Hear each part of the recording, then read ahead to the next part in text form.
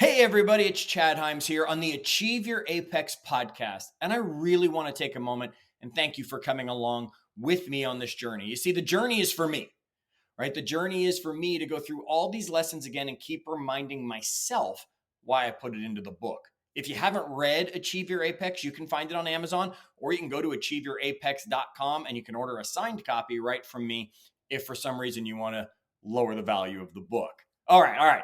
Here we are talking about clearly defining goals, having goal setting. And we talked about this in the last episode as we entered this chapter, where we talked about the importance of not only setting a goal, having a plan. And I really want to talk about defining those goals that we talked about briefly in the last one. I gave you a challenge in the last episode was to come up with a goal. Did you go set one? Did you go grab a few moments to yourself and sit down and say, here's my goal for the next month, the next week, the next quarter, maybe the next year, although we've talked about that. And we'll dive into that even a little more right here in this episode. Look, I want to talk with you about explicitly naming and setting goals that give us boundaries, okay? Because it's more than just an exercise.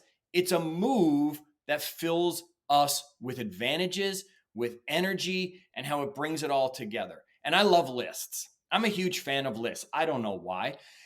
I got a top 4 list for you. That's right, top 4 things when it comes to defining goals to remember that are going to help energize us as we move forward.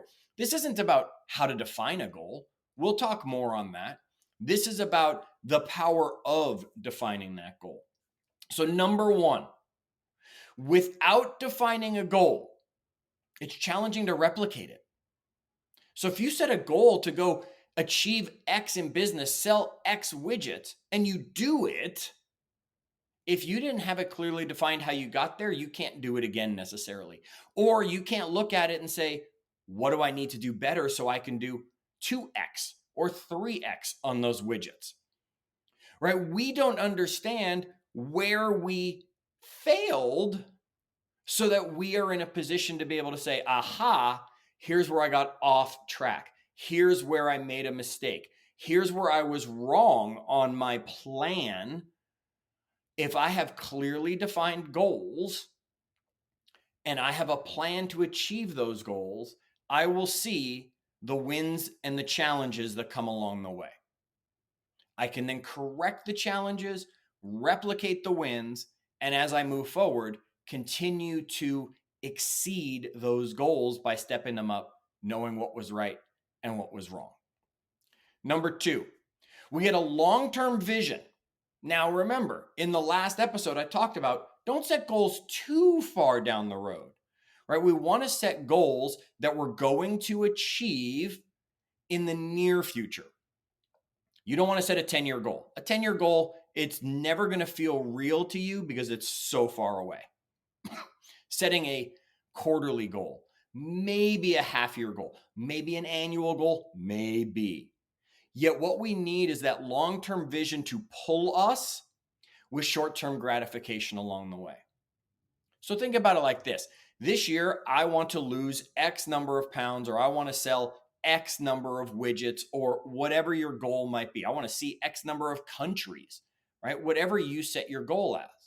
Okay, that's your vision. That's that long term. This year, I want to do that.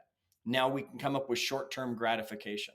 Okay, I want to hit X number of countries. I want to sell X number of widgets in the first month, in the first quarter. Can I be here? Can I be there? Because that's going to bring us that short-term gratification. You see, we all want instant gratification. The challenge is instant gratification isn't happening most of the time. So what about short-term gratification, which then refuels us with energy because we have clearly defined this goal and this plan? Okay, number 3 on the list. There's a psychological impact to having a well-defined goal. It's going to reduce anxiety. It's going to reduce your stress. Now, raise your hand if you would like to reduce your stress and anxiety. Yeah, okay.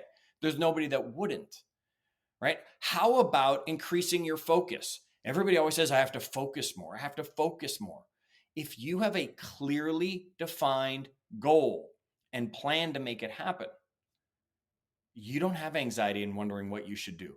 You don't have anxiety and stress saying, did I do it today or did I not do it today? Did I move myself forward or did I not move myself forward? You have the focus provided for you that says, today do blank. Book a trip. Make 10 calls. Get in the gym and do X amount of miles or minutes on whatever machine you're using, or lift X amount of pounds, whatever it is, or cut in half the amount of whatever you're eating, right? There is a focus that comes to it. And the beauty of it is decisions become easier to make. They absolutely become easier to make for you, which psychologically fuels you. Now you go to a restaurant, if weight loss is your goal and you're using the nutrition path, it becomes a lot easier to eliminate half, if not even more, of that menu. Right? If somebody says to you, hey, do you want to come do this? And you know your goal is that, it's a clear decision for you to say no. Because one of the biggest challenges everybody faces is saying no. Yet when you have a clear goal with a clear plan, no becomes easy. And the fourth thing is predictability versus random outcomes. Let me ask you, when was the last time you randomly succeeded at something? Think about it for a second. When was the last time you randomly lost a few pounds? When was the last time you randomly ran a 5K? When was the last time you randomly sold widgets? When was the last time you randomly did anything? Very few things are random. And if we are relying on random, then it's the world telling us and the universe telling us what our goals should be, because we are relying on random. Instead, predictability, because predictability brings results. Now, so many people are listening to this right now and they're saying, well, Chad, wait a minute. Predictability, that sounds boring. I like excitement. I like when this kind of stuff happens. Okay, there's no reason excitement can't be predictable. Don't tell me that every sporting team out there does not start the season with a goal to win the championship. Then they put together their plan. And when they follow their plan and do their work, they achieve their goal. That was completely predictable. They had a great time along the way, and they're celebrating because they won. Nobody randomly wins the Super Bowl or the World Series. It doesn't happen. Nobody randomly sells X number of widgets when the number's more than one. You fall into one. The goal is predictability. I want you to remember, as we're talking goal defining and goal setting, without defining it, you can't ever replicate it or learn from the mistakes along the way. You get a long-term vision with short-term gratification, which keeps fueling you. It's like stopping at a gas station on that long road trip. There's the psychological impact we talked about of reduced stress, reduced anxiety, and increased focus when you have that goal and that plan.